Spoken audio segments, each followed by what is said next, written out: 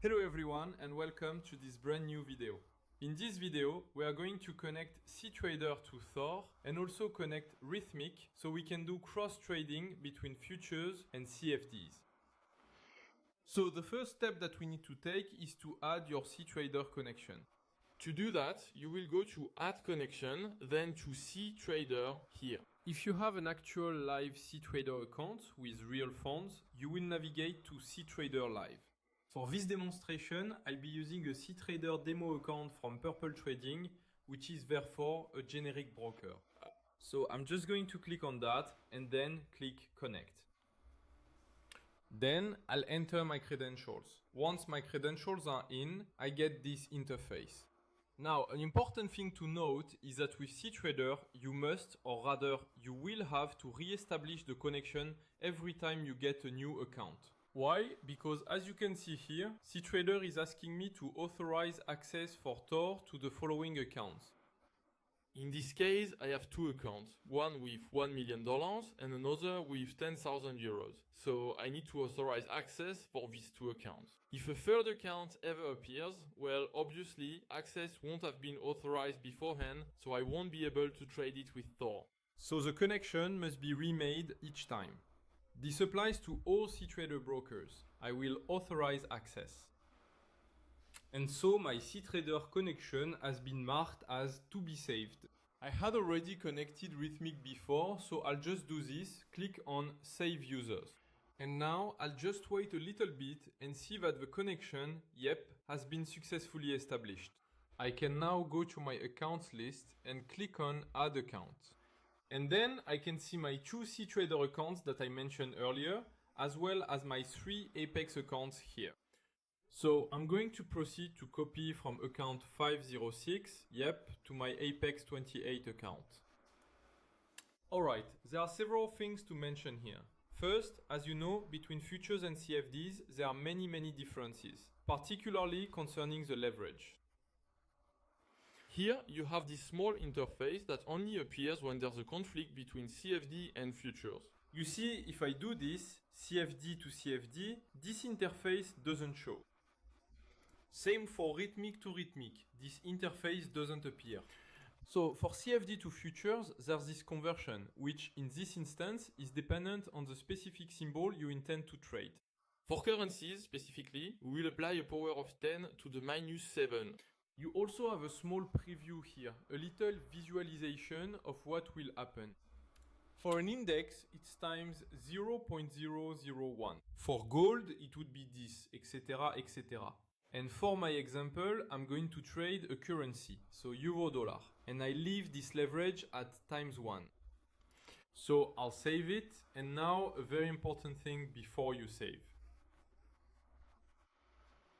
You're going to proceed to this small tab. Why?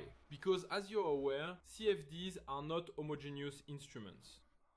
They are heterogeneous, which means that here you have symbols, base names, and depending on the broker, these symbol names will vary. So some brokers, for instance, won't have EURUSD, but EURUSD with a letter at the end, like Y, P, or another. And if you don't make the effort to correctly map your symbol names, Thor won't be able to copy the trade, because the corresponding symbol name simply won't be there. So in this case, I'm going to trade the euro-dollar, so EURUSD, and in future symbols, the equivalent is called 6EM6. So you must verify, especially regarding the contract, that it is indeed M6, the current one, and not a different one. Keep in mind that Thor updates this dynamically. But still, during rollover periods, it's much better to check for yourself that it's M6 and not H6 or J6, etc. that's being traded. So here, EURUSD has 6EM6, that seems consistent to me. So I'm going to, just save and save it here at the bottom left. And now I'll be able to proceed directly to cTrader. And I'm going to, try to expand this window a bit. There we go. So cTrader on the right, Rhythmic on the left. So I can simply come and place a market order. And there, as you've just seen, the order has been copied. So here it is. I have my contract right here. my CFD position, it's there. You can clearly see it right here. And the same thing in futures, right there. And so if I close the position, obviously, the position will close on the futures just as quickly. There's a crucial point I need to clarify now. What I just did might seem insignificant, but I didn't merely place a sell order to close the position. I actually closed the position on cTrader. I will show you the difference. Look, here, I use the little cross button that's here on cTrader or the little cross button that's here in the positions list. You'll have, regardless of the platform, an equivalent cross button. It's also the cross button on my futures platform.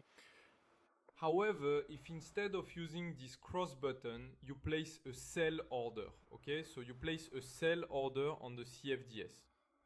Now, what's about to happen is the major difference between futures and CFDs. And it's something very, very, very important to grasp. So, regarding my futures, my symbol, my copied position, was indeed terminated because there isn't. It made a sale, or rather a buy and a sale, so it's neutral. However, with CFDs, there's this possibility to hedge the trade, as it's called, meaning you can take both a long and a short position at the same time. So here you see, for example, if I can just, resize my window, I actually have two distinct short positions, a long one here and a short one. And this distinction cannot be made when trading futures. That's why I went to a neutral position there. And if I close my long, for example, well, my copy will interpret that as a sell order. Inevitably, I'm closing a buy order, so I'm selling, and so I'll end up with a short on the futures. So you see, I found myself with a short position right away. And so, quite obviously, if I close my current sell order, I'll then find myself with a buy position. So I will be back to a neutral position on the futures. There you go. So the absolute most crucial thing to grasp is that if you're engaging in CFD to futures trading, as I'm demonstrating right now, then you unequivocally need to close your positions by clicking that cross button, understood? And not by some other means. Otherwise, you're going to have this discrepancy. Okay, cross. So this is for CFD to futures. You can also go from futures to CFD. It's the same principle. For that purpose, I will go ahead and select the 28 as the leader and the 506 as the follower, with the leverage being precisely the inverse. We were at -7, now we'll be at +7 to match the leverage difference. Okay, I always check symbol names. Here they were inverted, which is normal. I'll find my 6E, that's 6EM, 6 euro-dollar. Okay, save. So it's the exact reverse now. I will go back to my platform, there you go, and I'm simply going to place a buy order. And as you can see, I've successfully bought on the futures and my euro-dollar indeed appeared right here. And so here it's very important. If I just sell at market like this, what do you think is going to happen? Well, it's still going to work out. Why? Because, well, we anticipated this situation, and instead of creating a second position, we will close the one that already exists. Why? Because we are well aware that 90% of people, when buying and selling, simply execute a market buy followed by a market sell. And so, it's not possible to have a problem with a position being left open that way. So there you go. As you could see, it works very well. I don't know if you noticed the response time, but it's, let's say, almost instantaneous. It's almost, how can I say, the exact same trade. You see, there's honestly no difference to the naked eye between the futures execution speed and the CFD one. So there you have it. I truly hope that this video was helpful to you. Of course, it's entirely possible to do CFD to CFD or even futures to futures. But the main purpose of this video was truly to focus on cTrader for you.